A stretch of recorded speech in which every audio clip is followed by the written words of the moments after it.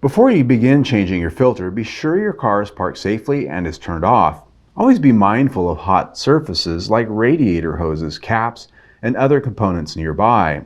The air filter for the 2-liter 2020 to 2022 Toyota Corolla is very easy to replace, and it can be done in less than 5 minutes.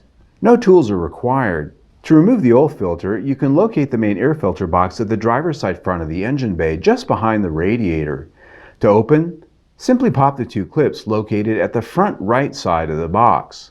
The box is secured at the left by 2 tightly fitted tabs that can slide out by working the box toward the driver's side fender and away. Once the tabs are clear, you can lift the box upward enough to pull the air filter element out of the box.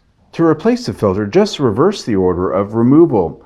Take care to make sure that you seated the filter and that the edges aren't pinched in any way. Work the 2 tabs at the left of the box into their proper locations, and then secure the 2 front right latches and ensure a tight fit before driving.